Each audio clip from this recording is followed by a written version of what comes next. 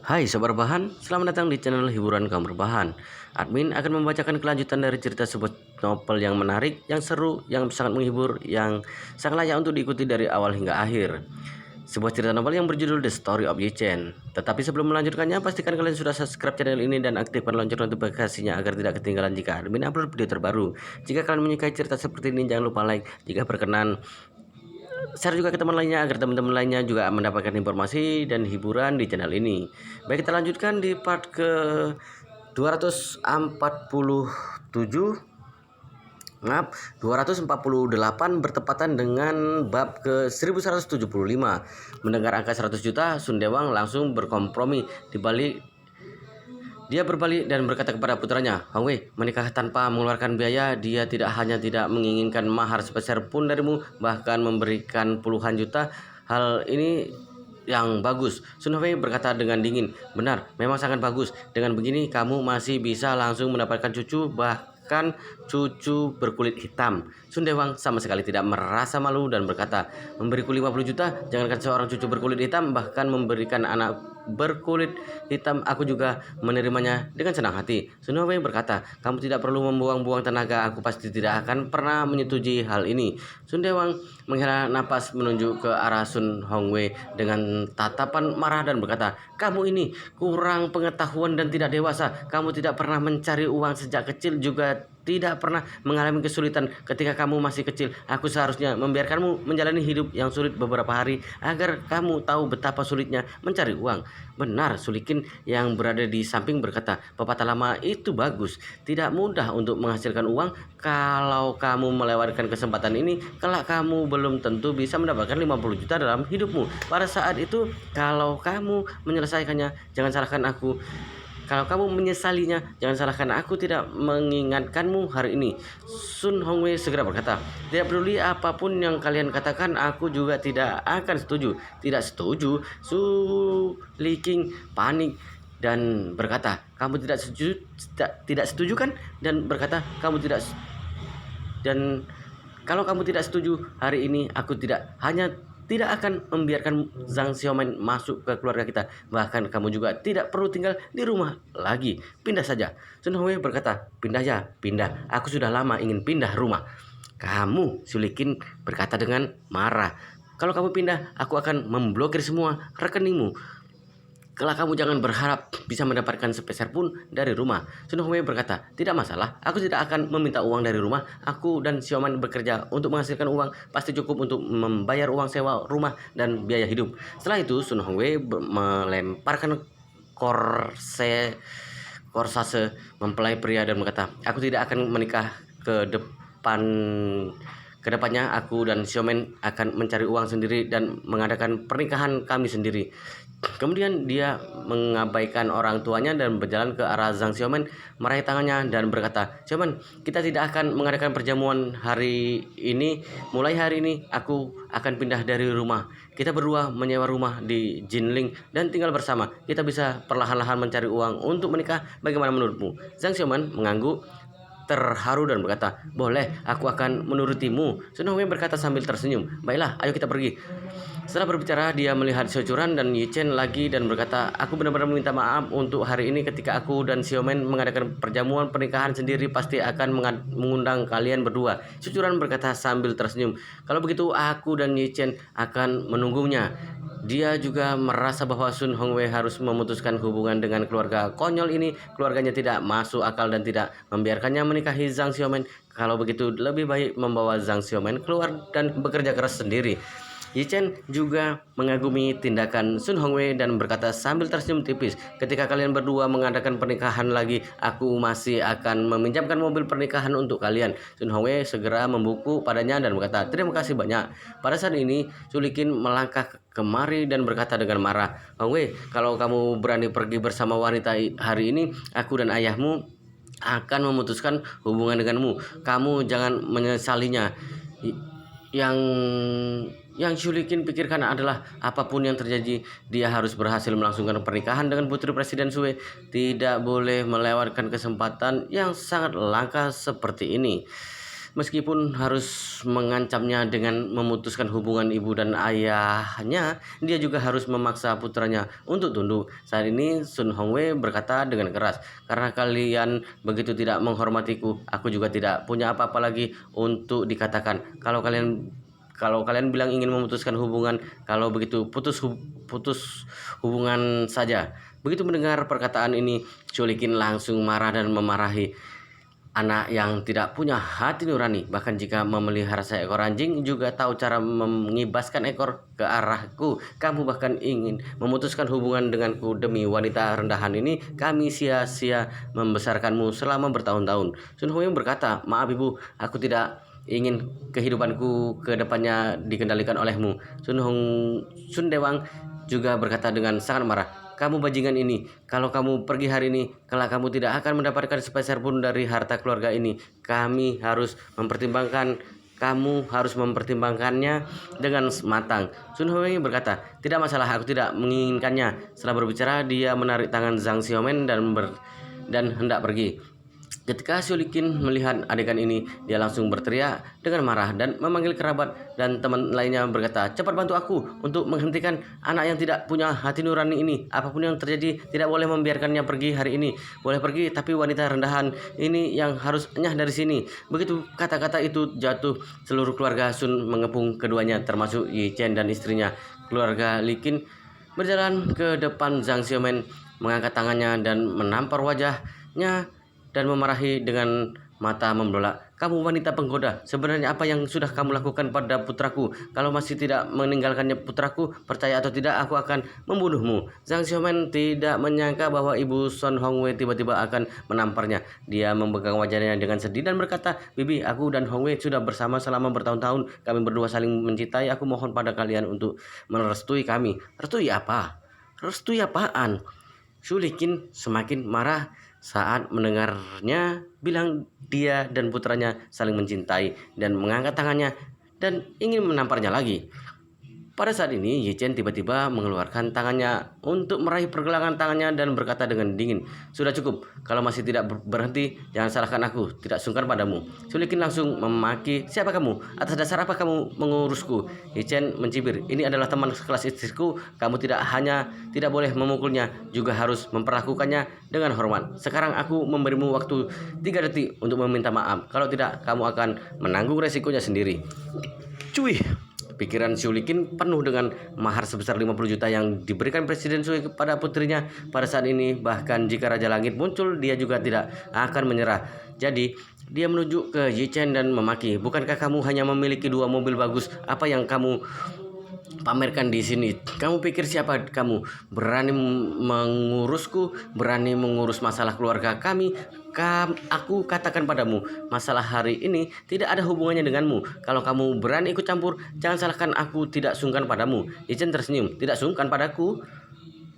Kamu wanita tua, tidak hanya mulutmu yang murahan, tapi juga sangat berani. Apa yang kamu katakan?" Sulikin benar-benar sangat marah saat mendengar Yi Chen memarahinya wanita tua. Biasanya dia paling memperhatikan perawatan diri, uang yang dia habiskan untuk wajahnya lebih dari 10 kali lipat lebih banyak daripada orang-orang seperti Malan. Biasanya semua orang memujinya mengatakan bahwa dia merawat diri dengan baik, tidak terlihat tua sama sekali. Tapi akhirnya di depan Yi Chen, dia bahkan memakinya wanita tua. Bagaimana mungkin dia tidak marah? Dia bahkan ingin bergegas ke depannya dan merobek mulut Yi Chen. Saat ini Sun Dewang juga sangat marah dan berkata dengan dingin, "Tuan Muda Yi, kamu ini sudah keterlaluan. Apakah kamu benar-benar berpikir keluarga Sun kami sudah takut padamu hanya karena kamu memiliki sedikit uang? Aku katakan padamu, kalau kamu berani ikut campur dengan masalah hari ini, aku akan membuatmu pergi dari Hilton sambil berbaring." Yi Chen tiba-tiba tertawa sampai mengeluarkan suara saat mendengar perkataan Sun Dewang. Membuatnya pergi dari Hilton sambil berbaring. Sun Dewang ini sungguh tidak tahu bahwa seberapa serius masalah ini. Namun dia benar-benar tidak enak untuk membiarkan dirinya seorang tuan muda dari keluarga Yi, Master Yi yang berstatus tinggi untuk bertindak dengan sekelompok orang rendahan ini. Jadi dia berpikir untuk langsung menelepon Tuan Hongwu dan meminta dia untuk membawa beberapa orang kemari seperti Wang Junke yang dulu menampar wajah kedua suami istri ini dengan keras. Tapi pada saat ini sebuah Rolls Royce melaju kemari. Kak Lu yang selalu tidak berbicara sepanjang waktu langsung terkejut dan buru-buru. Aduh, Presiden Sui sudah datang. Begitu kata-kata ini keluar, Sun Dewang dan Chu Likin mau tidak mau merasa panik. Awalnya dia berpikir Presiden Sui membutuhkan waktu cukup lama untuk datang kemari dan dia bisa menyelesaikan masalah Zhang Xiaoman ini terlebih dahulu. Kalau benar-benar tidak bisa, dia akan memberinya uang dan menyuruhnya meninggalkan putranya. Tidak disangka Masalah di sini bahkan lebih kacau lagi dan Presiden Sui sudah datang kemari karena terlalu banyak orang yang mengepung di sekitar sini. Rolls Royce berhenti tidak jauh dari sana. Begitu mobil berhenti, pengemudi turun dan membuka pintu. Segera setelah itu sekeluarga dengan 3 orang turun dari kursi belakang. Pria paruh baya itu mengenakan jas dengan penampilan yang sombong. Wanita paruh baya memakai perhiasan dengan penampilan yang kaya. Gadis yang berada di tengah keduanya tampaknya biasa saja, tapi mengenakan pakaian yang sangat menarik perhatian. Gaun Chanel panjang yang dikenakannya setidaknya ratusan ribu, juga membawa tas tangan kulit buaya edisi terbatas Hermes setidaknya 2 hingga 300 ribu. Ekspresi ketiga orang keluarga ini terlihat tenang, sepertinya mereka memiliki perasaan yang lega. Nama lengkap Presiden Sui adalah Sui Xinglong. Dia sudah membuka belasan supermarket Xinglong di daerah sekitarnya dengan kekayaan bersih setidaknya beberapa ratus juta. Nama putrinya adalah Sui Jingjing dan tahun ini sudah berusia 28 tahun. Sui Jingjing belajar di Amerika beberapa tahun sebelumnya. Dalam beberapa tahun terakhir mengirim anak-anak untuk belajar di luar negeri menjadi lebih populer. Tapi di antara anak-anak yang belajar di luar negeri ini selalu ada 2 tipe yang agak ekstrim. Pertama adalah mempunyai nilai yang sangat bagus dan mendapatkan beasiswa di universitas terkemuka di dunia, bahkan mendapatkan kesempatan untuk belajar di luar negeri dengan biaya dari negara. Dan yang kedua adalah nilai yang sangat buruk, tidak mungkin untuk masuk ke universitas manapun di dalam negeri, tetapi keluarganya cukup kaya jadi pergi ke luar negeri untuk belajar di universitas dengan akademik palsu juga akan lebih terhormat kalau membicarakannya. Sebenarnya sebagian besar siswa yang pergi ke luar negeri berada dalam situasi yang kedua. Keluarga Sui Jingjing menghabiskan beberapa juta dalam setahun untuk memungkinkan dia menjalani kehidupan yang kaya di Amerika tanpa mengkhawatirkan sandang dan pangan. Meskipun dia kuliah, tapi dia tidak pernah pergi ke kelas. Setiap hari memainkan segala hal dan menghabiskan uang, bahkan segala macam kekacauan. Dan dia sangat menyukai pacar orang barat dan sangat menyukai orang kulit berwarna, terutama kulit hitam. Kalau mengatakan dengan perkataannya sendiri, pacar kulit hitam lebih kuat dalam aspek itu dan bisa memberinya perasaan berbeda. Selama bertahun-tahun dia habiskan di luar negeri, Sui Jingjing sudah berpacaran dengan banyak pacar kulit hitam. Selama periode ini dia juga hamil beberapa kali dan diam-diam menggugurkan kandungannya beberapa kali. Kali ini kembali dari Amerika, dia baru saja putus dengan pacarnya yang berkulit hitam dan baru mengetahui bahwa dia hamil setelah kembali. Sebenarnya Sui Jingjing tidak terlalu memikirkan masalah kehamilan. Dia merasa kalau sudah hamil, dia tinggal menggugurkan kandungannya. Dulu dia sudah melakukan hal ini berkali-kali. Ketika tiba-tiba di rumah sakit dokter memberitahunya karena dia sering melakukan aborsi, jadi sistem reproduksinya sudah mencapai batasnya. Kalau dia masih menggugurkan kandungan ini, dia tidak bisa hamil lagi ke depannya. Setelah mendengar ini, Sui Jingjing baru menyadari dia berada dalam masalah yang agak besar. Bagaimanapun setiap wanita memiliki impian untuk menjadi seorang ibu, meskipun sekarang dia belum siap untuk memiliki anak. Tetapi kalau dia tidak bisa memiliki anak ke depannya dan tidak bisa memiliki anak dalam hidupnya ini, itu benar-benar pukulan yang besar baginya. Jadi dia memberitahu orang tuanya tentang hal itu. Setelah Sui Xinglong mengetahui hal ini, meskipun dia sangat marah, tapi dia juga harus memikirkan masa depan putrinya. Dia hanya memiliki seorang putri, meskipun dia bukan anak laki-laki, tetapi tetap berharap putrinya bisa mewariskan keturunannya. Kalau putrinya menggugurkan anak dari pria berkulit hitam ini, maka dia tidak akan pernah bisa memiliki anak lagi dan keturunannya juga akan terputus. Jadi dia sangat ingin mencari suami untuk putrinya dan harus menemukan seorang pria yang bisa membiarkan putrinya melahirkan anak ini. Dia sangat bahagia begitu mendengar bahwa di pihak keluarga Sun bisa membiarkan putranya Sun Hongwei dan putrinya melangsungkan pernikahan hari ini. Jadi dia bergegas membawa istri dan putrinya kemari. Dia bahkan tidak sempat untuk menyiapkan gaun pengantin untuk putrinya, tapi dia juga tahu sekarang situasinya mendesak, jadi dia harus mengenanganinya sesuai keadaan. Jadi dia memutuskan hari ini membiarkan putrinya mengadakan pernikahan dengan Sun Hongwei dulu, kemudian dia baru akan menghabiskan lebih banyak uang untuk mengatur pernikahan yang megah untuk putrinya setelah 3 hari menikah. Alasan utama mengapa Sui Sinlong begitu buru-buru karena dia tidak mengatakan yang sebenarnya pada Kak Lu. Kak Lu tidak tahu bahwa putrinya sudah tidak subur. Dia pikir bahwa Sui Jingjing tidak bisa melupakan pacar berkulit hitamnya, jadi dia ingin melahirkan anak ini. Kedepannya dia tentu saja bisa melahirkan anak lagi untuk Sun Hongwei. Tapi sebenarnya Sui Sinlong memang ingin menjebak orang. Dia takut setelah perut Sui Jingjing membesar dan tidak ada orang yang menginginkannya lagi, jadi dia membuat kebohongan seperti ini.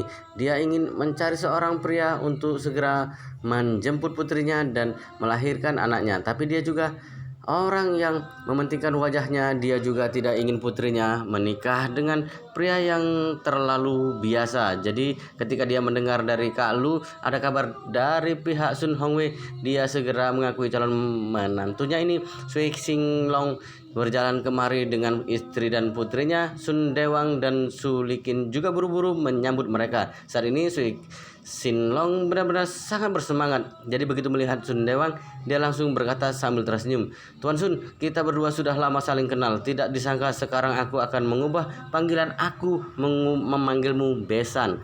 Sun Dewang juga berkata dengan bahagia, "Suatu kehormatan bagiku bisa berbesan dengan Presiden Sui." Su Likin yang berada di samping juga berkata, "Benar-benar, Presiden Sui ini adalah putrimu kan? Dia sangat cantik." Sui Silong menuju ke Jinjing dan berkata sambil tersenyum, "Aku perkenalkan pada kalian, ini adalah putriku Jinjing. Dia berada di Amerika selama bertahun-tahun dan baru kembali tidak lama." "Ayah," Su Likin berkata dengan gembira. "Jinjing, dalam pandangan pertama sudah terlihat putri dari keluarga kaya juga berada di Amerika selama bertahun-tahun, pasti siswa berprestasi."